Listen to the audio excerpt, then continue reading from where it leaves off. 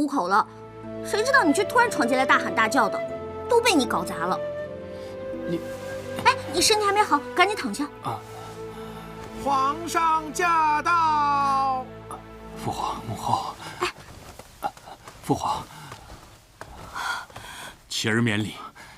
谢父皇母后关心。启儿，无碍事，只是皮外伤，无大碍的。你们怎么办事的？臣等罪该万死。父皇息怒，您不必责怪他们。若不是因为有某人在你身边，你也不会遭如此大难。皇上，这大喜的日子发生如此不祥之事，实在是晦气。难道我儿与这晴柔命不合？我看还是找人查一查他们的生辰八字，再行婚配之事吧。母后，初闻启儿受伤，朕与你母后都十分痛心。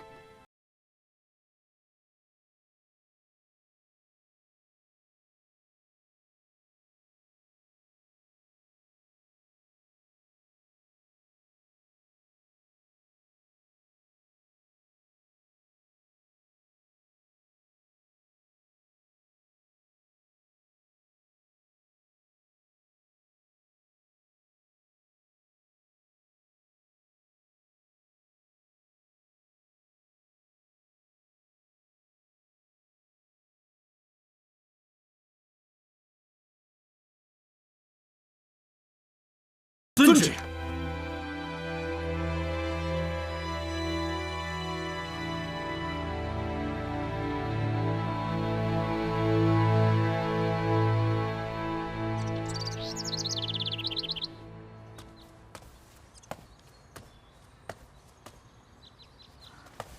站住！爹，给我回房去！爹，表哥他受了重伤，我要去看他。你给我回房去！爹，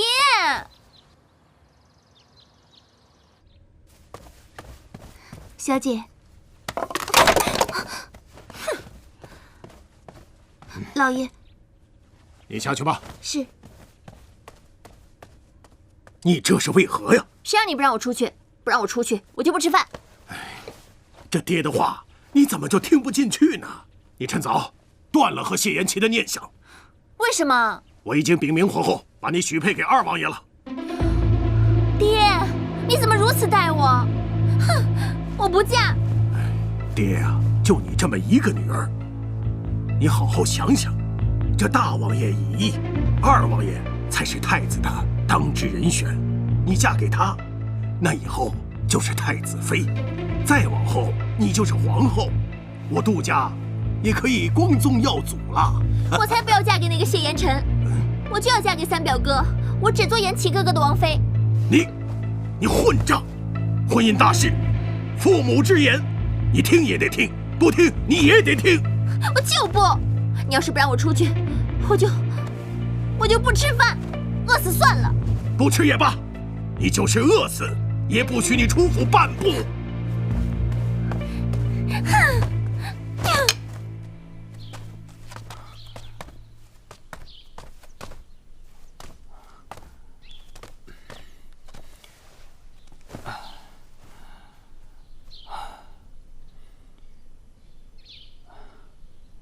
本王口渴了。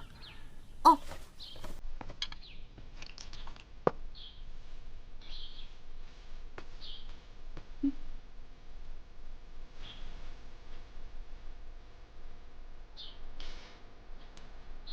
今日这风有些大呀。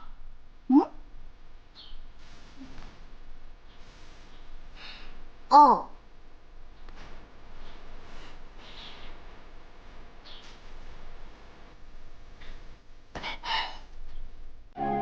这太阳未免太晒了些吧？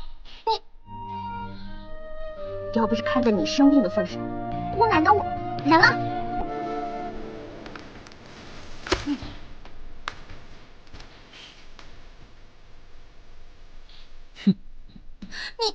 你可别得了便宜还卖乖啊！差不多得了。等我伤好之后啊，我自会禀明父皇，让你我二人结合成婚。谁稀罕呢？哎，这些日子为何不见独孤啊？我怎么会知道呢？王爷，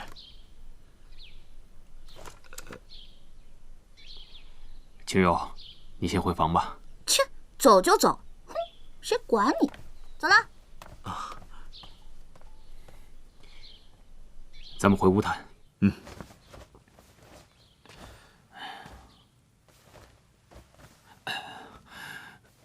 说吧，查到什么？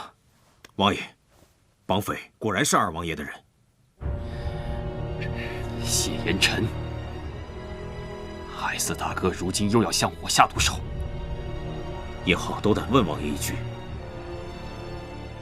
但说无妨。王爷对皇位是怎样看的？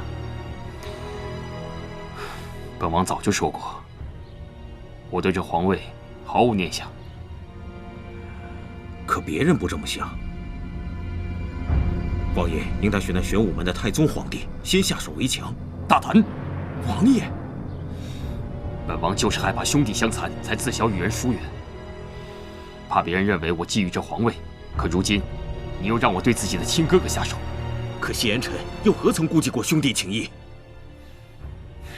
他不仁，我不能不义。长幼有序，大哥已死，现在他就是皇位的第一人选。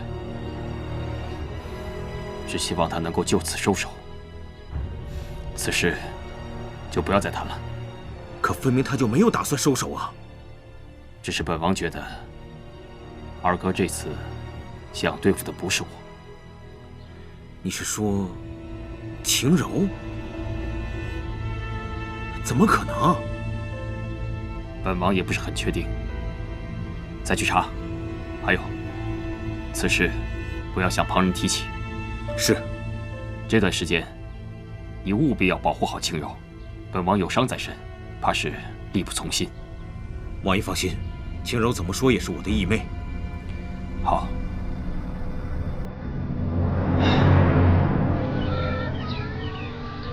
哎，你们快点啊！哎，放那边啊，别磕着。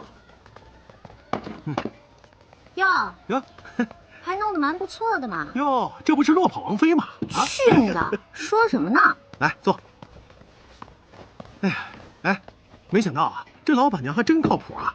这一言二道零之事，就帮我们找到了这么好的位置。这么好的位置，简直是……哎，我告诉你啊，咱们这回可赚大发喽！好眼光，真不错。哎，那个，我把道具车上的东西啊，全都搬过来了。你看，我敢保证啊，他们古人肯定连见都没见过。哎，我呢，只需要把这些现代化的产物挨个做个重新量产，也让他们古代人体验一把我们现代人的生活。那时候啊，我周大同可就是古代的爱迪生了。东西啊，一定大卖。好，你厉害，活鲁班。嗯，你怎么了？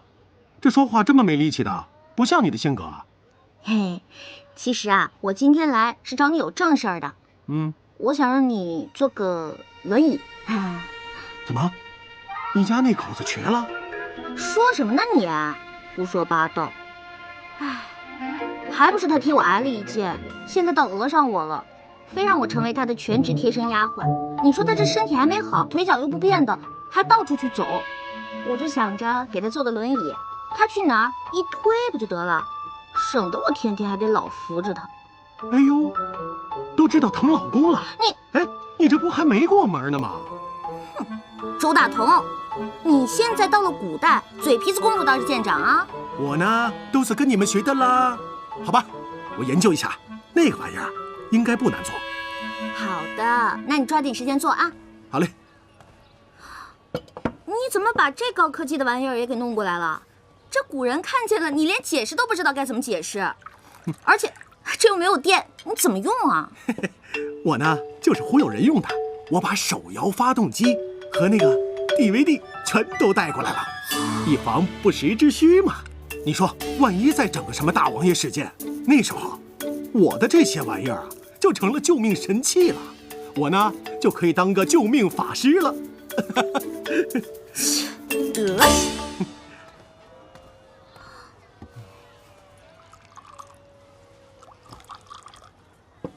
喝点水。大头啊，我先回去了，轮椅你快点坐啊。得嘞。哎，青柔，你吃完晚饭再走吧。啊，不了，改天吧，再见。这范二的性子啥时候能改改哟？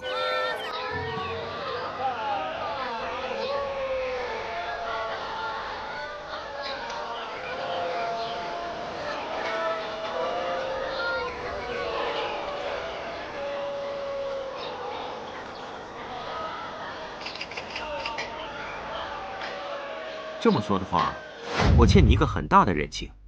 你放心，我独孤有债必还。那你打算怎么还呀？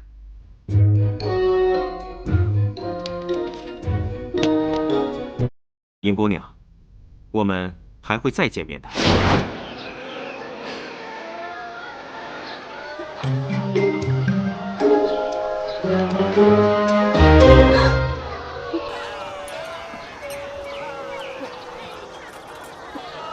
你找我？你怎么知道我跟着你？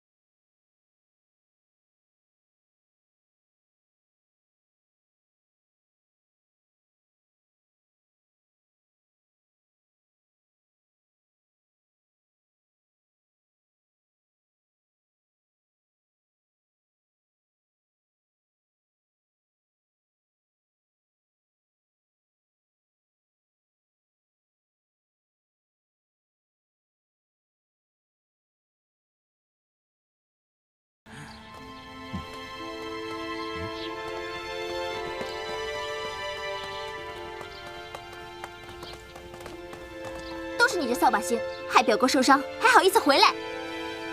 我今儿个累，没心思跟你吵。没话说了吧？表哥就是你害的。嫣然姑娘，嫣然姑娘此言差矣。晴柔也是受害者，王爷受伤是因为王爷重情义，与晴柔无关，还请姑娘嘴下留情啊。哎，你难道说王爷的伤跟晴柔无关？叶兄，你错解我的意思了。那你的意思是？哥，你这是怎么了？一梅，你先回去，我与独孤有话要说。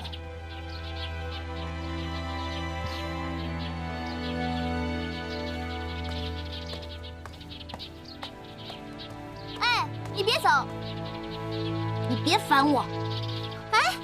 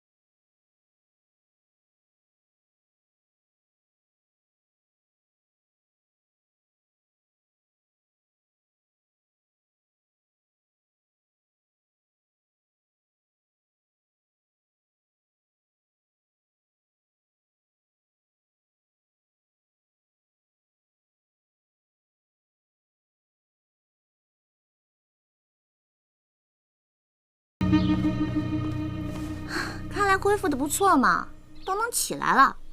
你多活动活动也好，省得变成大胖子，别没有皇帝的命，反而得了皇帝的病。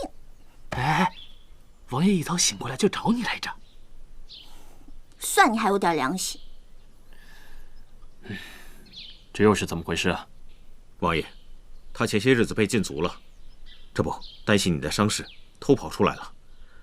刚才我们来的路上，还一直被人跟踪。我看杜甫急于带他回去，还有重要的事，不如先看看杜甫的态度再说。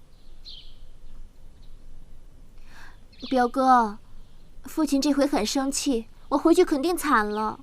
你就让我在你这儿躲几天吧，我保证不生气，不发脾气。表哥，父亲让我嫁给二表哥，你是知道的，我不喜欢他，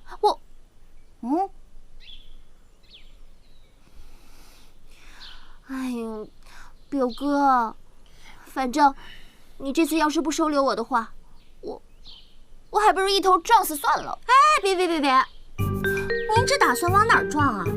这院子里的东西虽然说不上是价值连城吧，可也不是大风刮来的。再说了，你这万一砸坏了花花草草怎么办？万一碰伤了丫鬟怎么办？表哥，这王府还是要赔医药费的。这就算不用请郎中，那手脚不利索了，干起活来也不麻利了，吃亏的到头来还是我们家王爷呀。还有啊，人家丫鬟虽然是下人，可也是娘生的爹养的呀，你怎么就没有一点同胞友爱的精神呢？哎。表哥，表哥，行了，表哥，依我看，嫣然就暂且住下，回头我必会禀告舅母大人。谢谢表哥。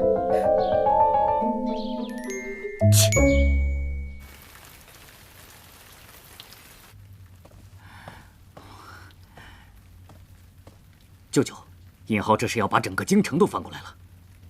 按这么查下去，早晚会被老三查出来，到时候我们就麻烦了。不必惊慌，他查出孟姜，我们也有脱身之法。他一个占山为王的山贼，他的话谁信呢？可是什么？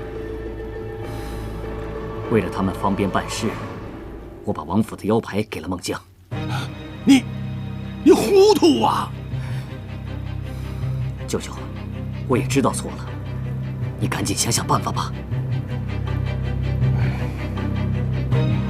事到如今，我们也只有先下手为强了。明天我先踏人一步，去找皇后娘娘，跟她说道说道。这样我们就不会太被动了。你说，她是相信你这个儿子呢，还是相信其他人？王爷您回来了，双儿给您。双儿该死，不知道王爷有客人在。我不是让你在后院待着吗？他们说王爷回府了，所以想来看看。这是，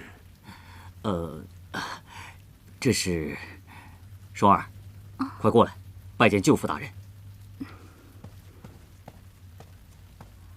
双儿拜见舅父大人。双儿，她是我家奶娘的远房侄女，最近送过来托我照看。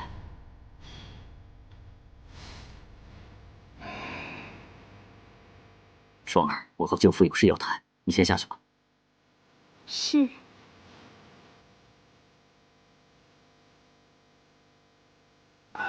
王爷，嫣然她啊，舅父放心，婵儿心里明白。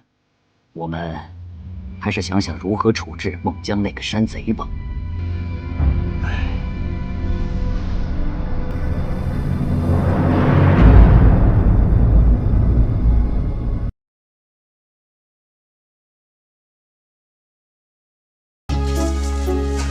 你开始。